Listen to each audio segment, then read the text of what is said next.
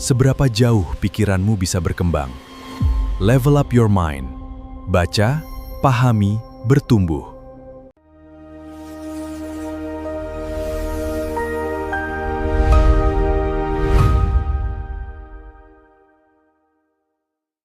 Pernahkah Anda mengalami hari ketika semuanya sebenarnya terlihat baik-baik saja? Tetapi di dalam kepala Anda, semuanya terasa berantakan? Anda bangun, menjalani aktivitas, bertemu orang, tersenyum, bahkan mungkin bercanda. Tetapi ada sesuatu yang tidak bisa dijelaskan. Pikiran terasa berat. Masa depan terasa gelap. Hal-hal yang biasanya menyenangkan tiba-tiba tidak lagi terasa berarti. Dan yang paling melelahkan, orang lain mungkin tidak melihat apapun. Inilah salah satu pengalaman yang coba diceritakan Matt Haig dalam bukunya, Alasan untuk Tetap Hidup. Ini bukan buku tentang seseorang yang sejak awal memiliki semua jawaban. Justru sebaliknya. Ini adalah kisah seseorang yang pernah berada di titik ketika hidup terasa begitu berat. Kemudian perlahan menemukan alasan-alasan untuk tetap menjalaninya. Dan menariknya, alasan itu tidak selalu berupa sesuatu yang besar. Kadang hanya berupa percakapan. Sebuah buku. Orang yang mencintai kita. Sinar matahari. Hari yang lebih baik.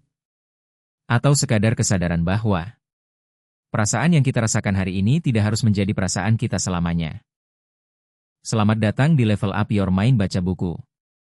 Hari ini kita akan membahas buku Alasan untuk Tetap Hidup karya Matt Haig. Buku ini merupakan kisah personal tentang pengalaman Haig menghadapi depresi dan gangguan kecemasan, sekaligus perjalanan panjangnya untuk kembali menemukan kehidupan. Di awal buku, Haig bahkan menegaskan bahwa pengalaman depresi sulit dijelaskan hanya dengan kata-kata, karena pengalaman setiap orang bisa berbeda. Ia juga ingin menulis buku ini untuk mengurangi stigma dan membuat orang yang mengalami hal serupa merasa tidak sendirian. Jadi, buku ini bukan sekadar. Ini cara menghilangkan depresi. Lebih tepatnya, buku ini adalah inilah yang pernah saya alami. Inilah yang membantu saya bertahan. Dan mungkin, sebagian dari pengalaman ini bisa membantu Anda memahami diri sendiri atau memahami orang lain. Dan ada satu hal yang membuat buku ini menarik. Matt Haig tidak menggambarkan pemulihan sebagai sebuah garis lurus. Ada hari ketika keadaan membaik. Ada hari ketika semuanya kembali terasa berat. Ada ketakutan. Ada kemunduran. Tetapi perlahan, ia menemukan sesuatu. Hidup tidak harus sempurna agar tetap layak dijalani. Mari kita lihat beberapa pelajaran terpenting dari perjalanan tersebut. Gagasan pertama. Depresi tidak selalu terlihat. Salah satu hal pertama yang sangat kuat dari buku ini adalah gagasan bahwa depresi tidak selalu terlihat dari luar. Seseorang bisa terlihat normal. Bisa bekerja.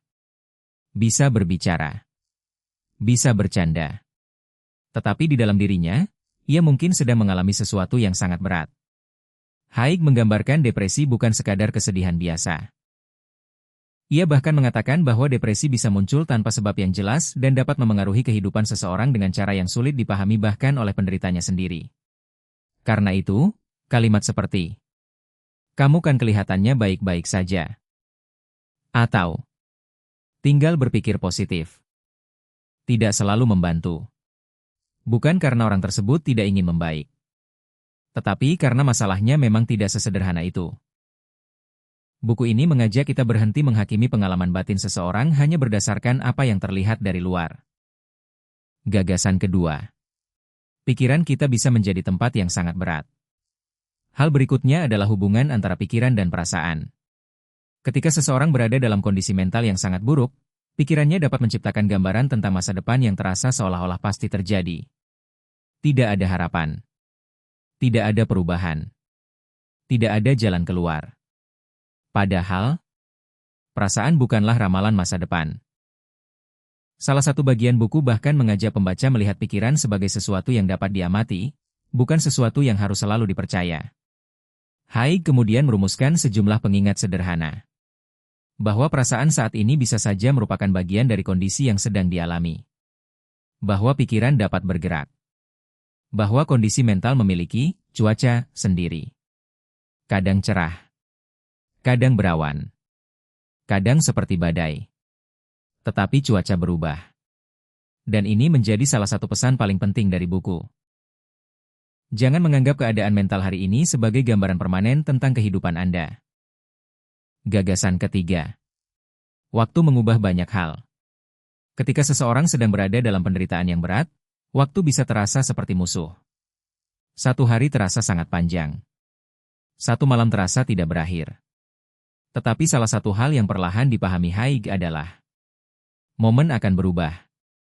Dalam buku ini terdapat percakapan imajiner antara dirinya di masa lalu dan dirinya di masa sekarang. Dirinya yang dahulu mengatakan, "Ini terlalu berat." Sementara dirinya yang sekarang mencoba menjawab, "Kau hanya terperangkap dalam satu momen. Momen itu akan berubah." Ini bukan berarti semua masalah akan langsung hilang. Tetapi ada perbedaan besar antara saya akan merasa seperti ini selamanya dan saya sedang merasa seperti ini sekarang. Satu kata mengubah semuanya. Sekarang. Gagasan keempat. Jangan menjalani semuanya sendirian. Salah satu tema yang terus muncul dalam perjalanan Haig adalah pentingnya orang lain. Keluarga. Pasangan. Teman.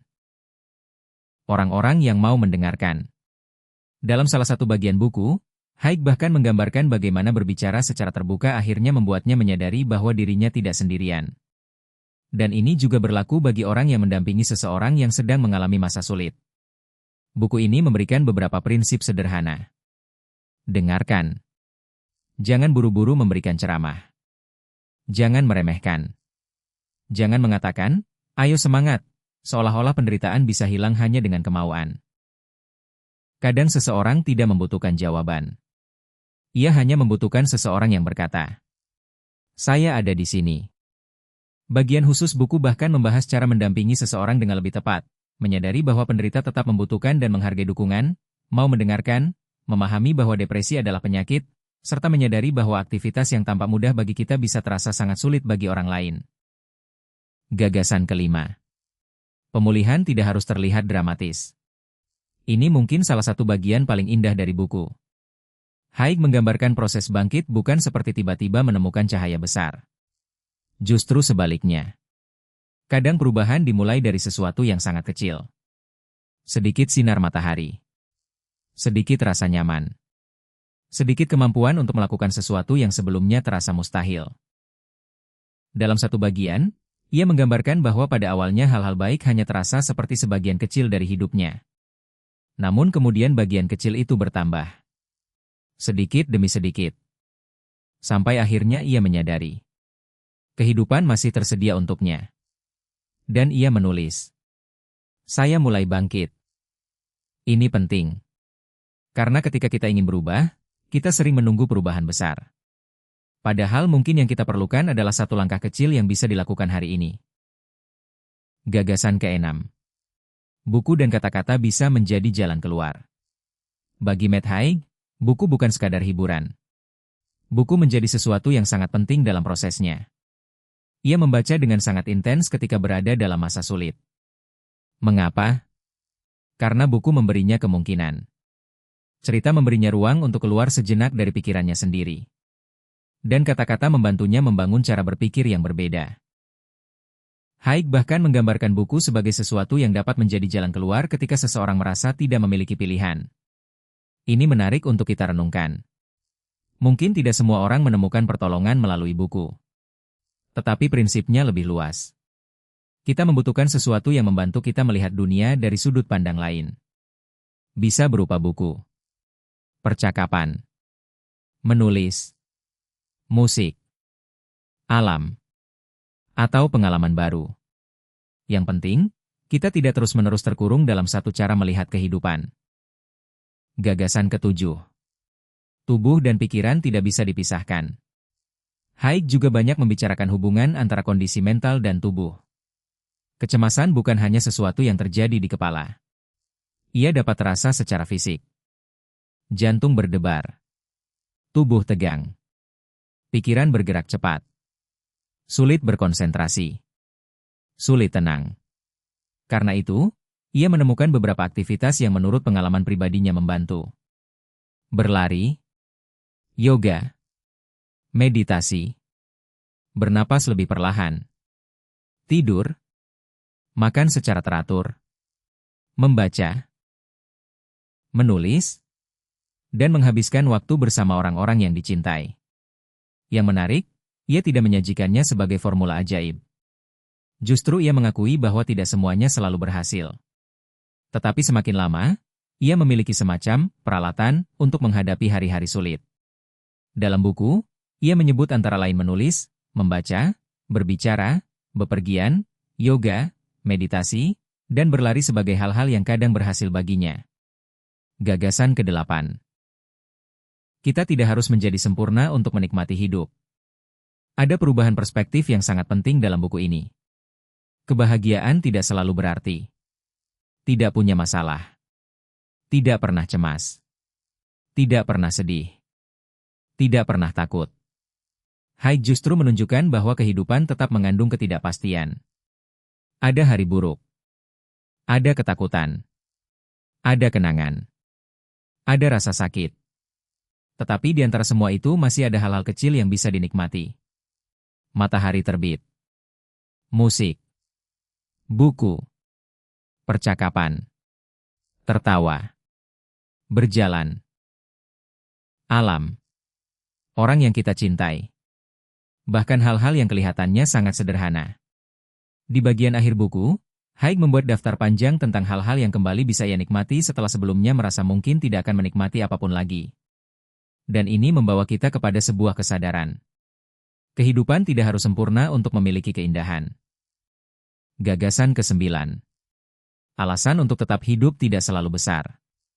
Judul buku ini seolah-olah mengharuskan kita menemukan satu alasan besar untuk tetap hidup. Tetapi semakin kita membaca, justru muncul kesan sebaliknya. Alasan untuk tetap hidup bisa sangat banyak. Dan bisa sangat sederhana. Keluarga, cinta, teman, buku yang belum selesai dibaca, tempat yang belum dikunjungi, matahari pagi, musik, percakapan, masa depan yang belum kita kenal, atau bahkan rasa ingin tahu tentang apa yang akan terjadi berikutnya. Dalam bagian berjudul, Alasan untuk Tetap Hidup, Haig memberikan sejumlah alasan yang berangkat dari pengalaman dan refleksinya sendiri.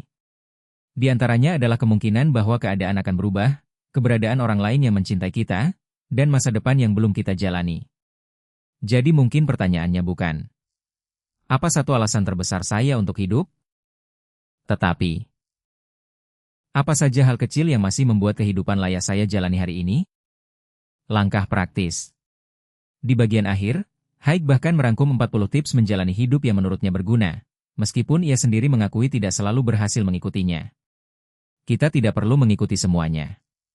Tetapi ada beberapa prinsip yang sangat menarik. Pertama, bersikap lembut kepada diri sendiri. Tidak semua hari harus produktif. Kedua, sadari bahwa pikiran hanyalah pikiran. Jangan langsung menganggap setiap pikiran sebagai fakta. Ketiga, cari sesuatu yang indah. Sesederhana langit, pohon, wajah seseorang, atau sebuah kalimat dalam buku. Keempat, bergerak. Berjalan, berlari, atau melakukan aktivitas fisik yang sesuai dengan kondisi kita. Kelima, kurangi gangguan yang tidak kita sadari. Jangan menggunakan media sosial atau hiburan tanpa kesadaran.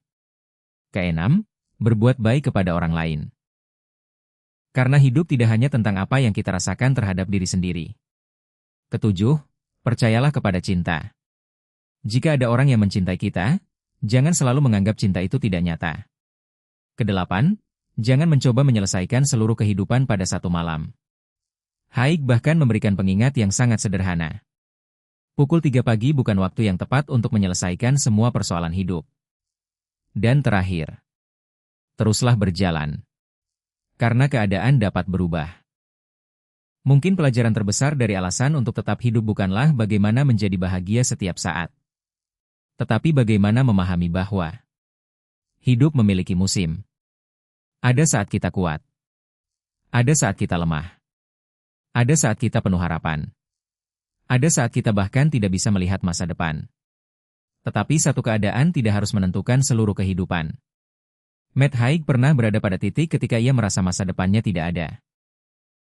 Namun bertahun-tahun kemudian, ia menulis tentang kehidupan yang masih bisa dinikmati. Tentang buku. Tentang keluarga. Tentang perjalanan. Tentang anak-anaknya. Tentang percakapan. Tentang matahari. Tentang hal-hal kecil yang sebelumnya mungkin tidak terlihat penting. Dan mungkin disitulah pesan buku ini menjadi begitu manusiawi. Kita tidak selalu membutuhkan alasan yang sempurna untuk melanjutkan hidup. Kadang kita hanya membutuhkan satu alasan kecil. Kemudian satu alasan lagi. Kemudian satu alasan lagi. Sampai akhirnya kita menyadari. Ternyata masih banyak hal yang belum kita lihat.